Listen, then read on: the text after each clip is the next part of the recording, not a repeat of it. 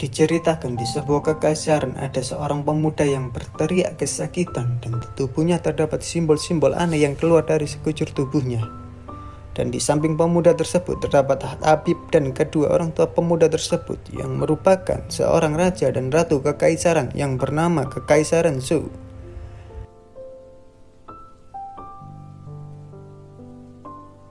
Dan beberapa saat kemudian, tanda kutukan yang ada di pemuda tersebut berangsur-angsur menghilang dan kondisi tubuhnya pun juga ikut membaik. Kemudian sang pemuda tersebut yang kita sebut saja namanya Zhou Yuan pun bertanya kepada kedua orang tuanya apa yang sebenarnya terjadi padanya. Sang kaisar pun menjawab bahwa yang terjadi pada dirinya itu karena racun Yuanlong.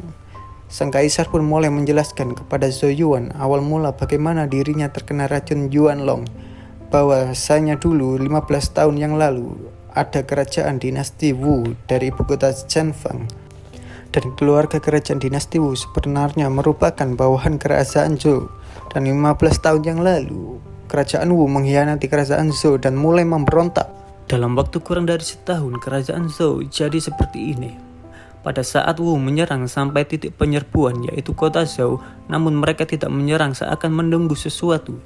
Zhou Yuan pun bertanya, mereka menunggu apa? Sang kaisar pun menjawab, menunggu kelahiranmu.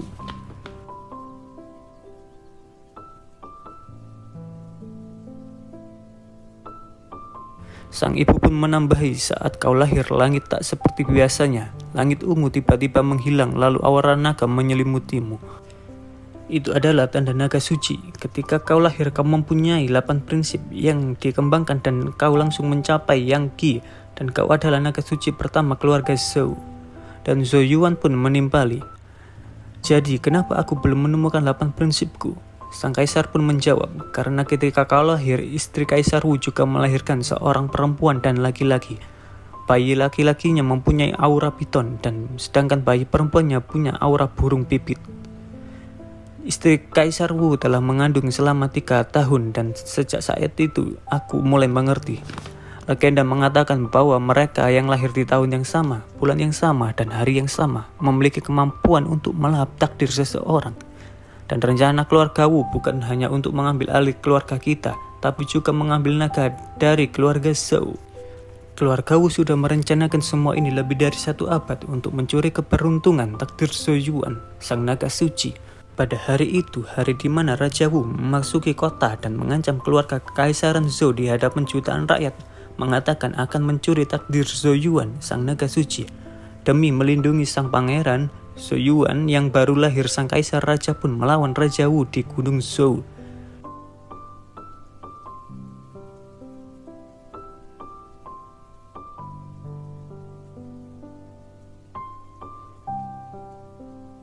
Namun takdir berkata lain. Tidak hanya kalah melawan Raja Wu, sang kaisar Zhou pun juga kehilangan tangannya.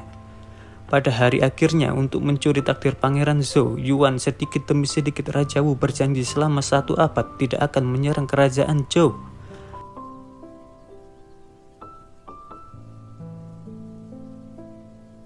Pada saat itu sang ratu pun hanya bisa melihat anaknya menderita sakit tak berujung di altar es.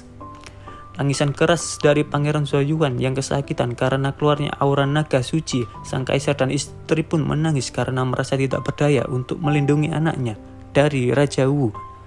Sang ibu pun mengatakan bahwa dalam ingatan masih mengingat kejadian tersebut seolah baru terjadi kemarin. Di tahun saat sang ratu mencoba melindungimu, sang ratu mengambil segala resiko dan hampir mati dalam pertarungan. Kekuasaannya pun terganggu semenjak takdirmu dicuri. Sang ratu pun harus ditransfusi darah. Dalam 12 tahun dia sudah kehilangan 36 tahun dari umurnya karena kesehatannya yang semakin memburuk. Dan saat ini umur sang ratu hanya tersisa kurang dari 10 tahun lagi.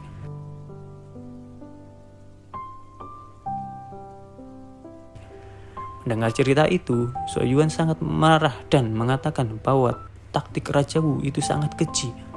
Dan yang paling tidak bisa dimaafkan adalah bahwa Raja Wu berani membahayakan ibuku. Sang raja pun berkata bahwa untuk mencari harta yang dapat memperpanjang kehidupan tentunya sangat sulit untuk didapatkan, apalagi kerajaan Zhou sekarang tidak sebanding seperti sebelumnya. Sekarang kita hanya bersembunyi seperti kura-kura dan bahkan kita hampir tidak bisa melindungi diri kita sendiri.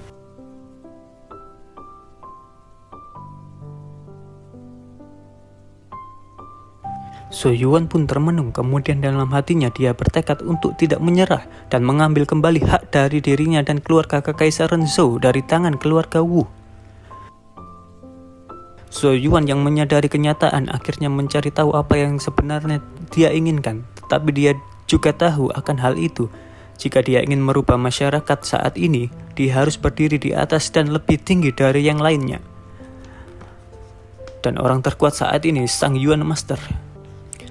Yuan Master menekan 8 prinsip mereka dari dalam dan menyerap energi Yuan untuk mereka gunakan sendiri dan memperoleh yang tidak bisa dibayangkan.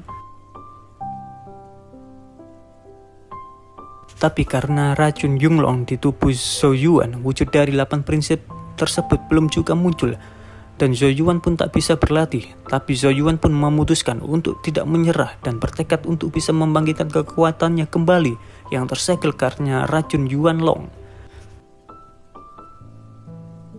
Kemudian Kaisar pun berbicara kepada Zhou Yuan, "Apa kau yakin tidak menyerah?" Zhou Yuan menjawab, "Iya." Sang Kaisar pun berkata akan membantu anaknya tersebut dengan seluruh kekuatannya untuk membangkitkan kembali kekuatannya walaupun itu tidak mudah. Kemudian sang raja pun memberi syarat kepada Zhou Yuan agar sebelum dia ikut sang Kaisar untuk membangkitkan kekuatannya kembali, dia harus belajar sastra Yuan.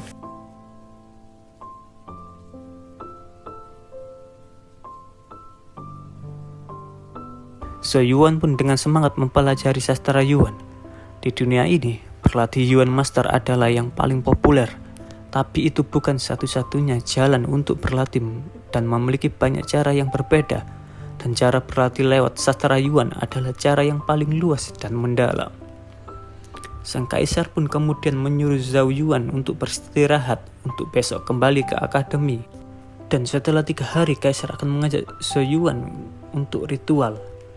Zhou Yuan pun melihat ayahnya membawa aura lemah dan tak berdaya, bertekad agar Raja Wu membayar hutang mereka satu demi satu.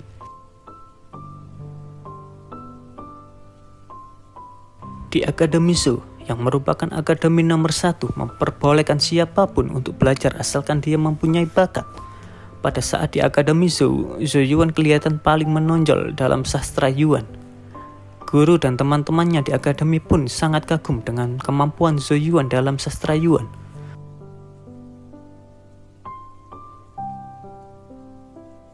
Namun ada satu anak, sebut saja namanya Shulin, yang kelihatannya tidak suka dengan Zhou Yuan, mengatakan bahwa belajar sastra Yuan itu tidak penting. Yang penting itu fokus untuk berlatih 8 prinsip. Karena itu adalah sebuah hal yang paling mendasar. Zhou Yuan pun hanya diam melihatnya. Kemudian jam pelajaran sastra Yuan pun selesai.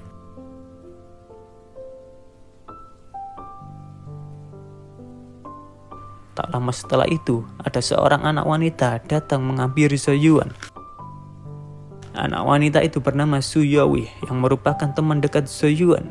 Zhou Yuan pun menyapa Yaowei dan menanya kabar kakeknya. Diceritakan bahwa setahun yang lalu kakek Yaowei sakit keras dan Yaowei mendatangi setiap toko obat dan meminta tolong kepada para pemilik toko obat. Namun pemilik toko obat tersebut enggan menolong Yaowei dan menutup pintu toko obatnya.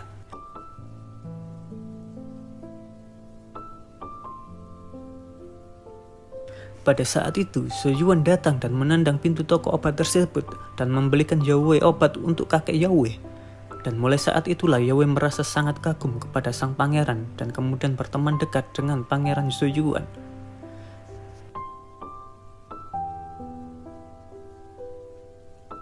Zhou Yuan sadar kalau Yaowei memiliki bakat meditasi yang sangat hebat dan merekomendasikan Yaowei untuk datang ke rumah keluarga Zhou.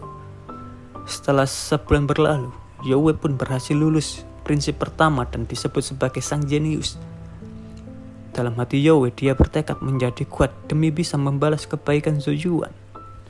Pada saat di akademi, Soyuan bertanya kepada Yowie bahwa apakah dia mendengar bahwa Yowie sudah melewati prinsip ketiga dan sisa 2 bulan untuk ujian, dan Yowie pun sudah bekerja sekelas untuk melewati prinsip keempat dan berhasil masuk dalam 10 besar.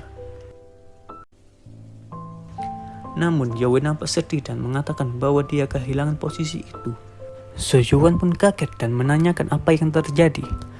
Yao mengatakan bahwa beberapa hari yang lalu Sulin menyebarkan rumor yang tidak menyenangkan tentang Yowie. Dan kemudian Sulin menantang Yowie untuk bertarung. Sulin bilang dia akan meminta maaf jika Yowie menang dan mengambil posisi Yowie jika Yowie kalah. Namun pada akhirnya Yowie pun kalah dan Sulin pun mengambil posisi Yowie.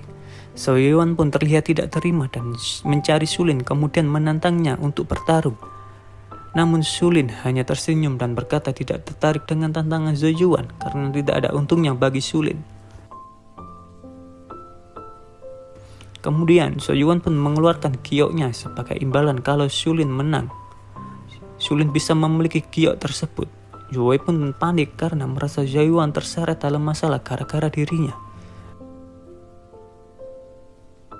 Sulin pun tersenyum dan dengan senang dan sombong mengatakan bahwa dengan senang hati dia menerima tantangan Soyuan dan mengatakan bahwa sulit bagi Soyuan untuk memprediksi pukulan dan tendanganku. Jadi jika aku tak sengaja melukaimu, tolong jangan salahkan aku. Teman-teman Soyuan pun terlihat panik karena Soyuan belum melewati prinsip yang pertama. Dan inilah akhir cerita part 1 dari manhwa ini. Jika kalian suka ceritanya, jangan lupa klik tombol subscribe, like, dan share ke teman-teman kalian.